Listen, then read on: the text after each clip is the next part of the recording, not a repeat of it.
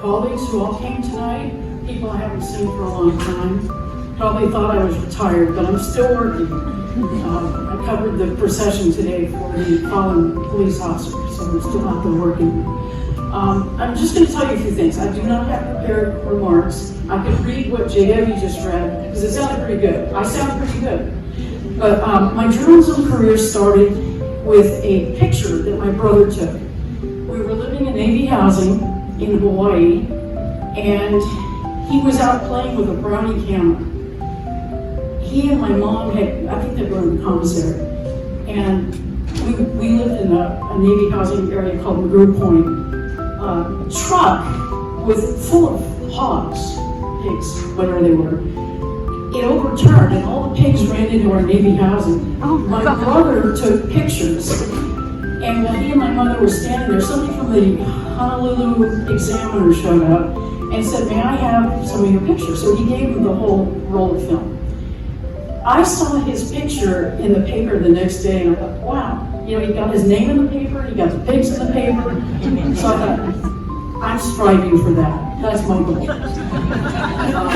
Anyway, I just want to thank all of you.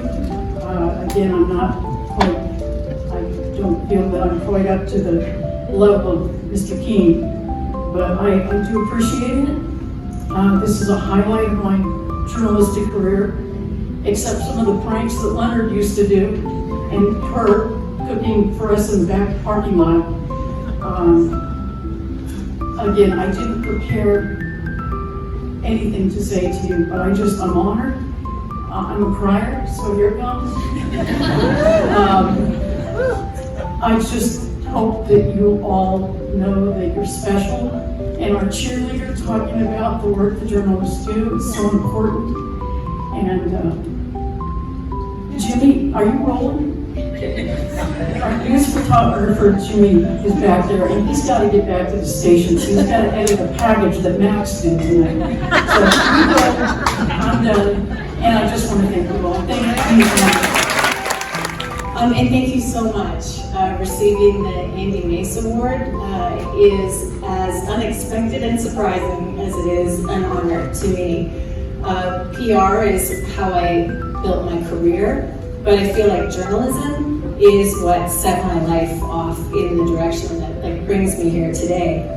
I graduated with a journalism degree, and my first job was in radio. I worked at a radio station, as you heard, I think, serving Whistler and Vancouver in that corridor. And it was a great entry-level job, but when I was offered an opportunity to work full-time at a PR firm to pay the bills after graduating, I realized I had to take that, and I wanted to keep that weekend radio job because I thought, I don't really know if I'm going to like PR. I need an insurance policy. So I just worked for 7 days a week for 7 months to try to figure it out. One day, I'm driving home from the PR job, and I'm listening to the top radio news station in Vancouver, and I hear the lead that I wrote in a press release that morning, read word for word. And I think, oh my gosh, I didn't know that could happen, first of all. But secondly, I thought, you know what? Maybe I can storytell in this profession, and maybe if I work at it, I can make a difference in this profession. So it kind of set me off on this direction. I continued to work weekends at the radio station because it was fun. But it's now been 3 decades. I'm clearly in PR.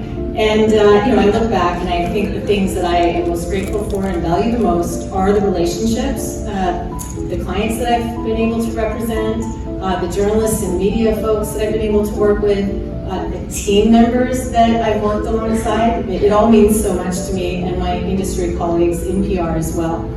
But I continue to come back to that job, that first job in radio, and think about what it really did for me. I was working weekends and just trying to pick up shifts where I could because I really enjoyed it. That put me in June of 1994 in the newsroom when O.J. Simpson had that slow speed, white Bronco chase. I mean, everybody knew about that, right? And so there I am. It's like the end of the weekend. It's Sunday at 5 o'clock. And at this point, I think, well, I mean, I'll just let people know that OJ's in jail. He's on a suicide watch, and you know, we all know the rest, right? So I get back into the newsroom, and my phone rings, and it's actually a guy from the PR agency. It's a client of the PR agencies, and he says, I heard your voice. I recognized your name. I know you. And my buddy and I were camping all weekend. Last I heard, like OJ was just a suspect. What I miss? I did. You missed everything. I said, tune in at 6 o'clock. Tune in at the top of the hour, and I'll catch you up. So this person who called me happened to be the guy, the client that I had a crush on. So this is all part of the plan. So I go back to my desk and I spend the next hour writing a newscast. And when I go on air at 6 o'clock, I start to say, 2 Vancouver campers have just called the Mountain FM newsroom. And the last they heard, O.J. Simpson was just a suspect. Well, for the rest of you just emerging from the woods this weekend, here's what's happened in the O.J. Simpson saga since Friday. 8 minutes later. And that's what's happened since Grant Wright and his friend George went camping. So I'm pretty proud of this. I come back to the newsroom and I'm waiting for the phone call. I'm waiting for him to swear his undying love to me. And the phone rings. I answer it and it's my boss. Okay, what's going to happen now? And he says, that was fantastic. He said, you really connected with our listeners. I love that. Do more of that. And I thought, okay, unexpected consequence of what I did, and fantastic. So I go and wait for that phone call that I was really anticipating, and I never got it. So then I just called Grant's work phone, and I left a very long 8-minute newscast in his voicemail, as one does, right? A few weeks later, we were dating, and a few months later, we were engaged. And next week, we're celebrating our 30th wedding anniversary. Wow.